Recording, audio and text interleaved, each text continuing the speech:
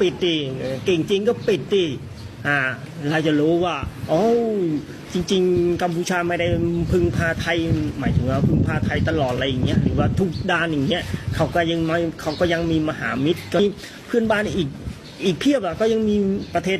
อื่นๆอีกเพียบอ่ะมันถ้าเราคิดในทางความเป็นจริงอะไรอย่างเงี้ยถ้าไทยกับกัมพูชาอย่างเงี้ยถือว่าไท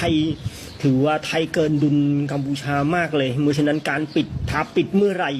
ก็จิบหายมานั้นอ่ะหมายถึงว่าเศรษฐกิจไทยหรือว่า นักลงทุนไทยอย่างเงี้ยก็ร้องไอ้พวกที่บ้าไอ้พวกที่ร้องเขาเรียกอะไรอะไอ้คลังชาตินิยมที่มันไร้ความคิดอะไรอย่างเงี้ยผมคิดว่ามันก็ไม่ได้มารับผิดชอบที่อะไรหรอกร้องปิดเลยกูคนนึงอ่ะ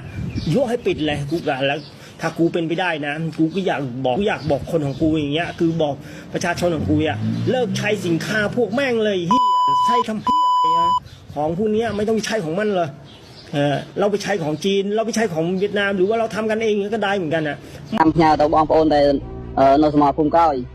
พวกโยมนกขังบกนี่คือเรียกซากาเปียอย่างงดงามสมบองโอนตกจัดเลยพวกบองโอนโยมนกขังบกนี่จับมาก่อนที่เห็นสีมันอัดยังไงด้วยอดจังไงอดบานเรื่องมั้ยนะอัดบานวัดโจเนาะวัดโจเนาะขอต่อมาที่เฮียนไทยจังไงด้วยมีคันให้เฮียนไทยครับเฮียนไทยมาเรื่องกันไปเต้อย่างนาที่คนเฮียนไทยมันยังไงที่ครับเฮียนไทยอยู่กดโจมหนาเลยยืนสิจะได้ยืนโตยืนที่ต้องเฮียนไทยเลยโอ้ยเมียนกำลังได้จัน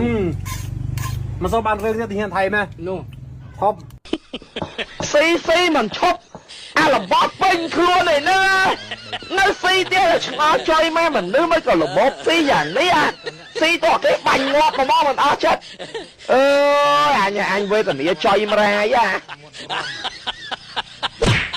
á bông ôn từ lông đất mà hộp nẹt mùi sao drop cúp mà bài tặng riêng một đòn mà từ lông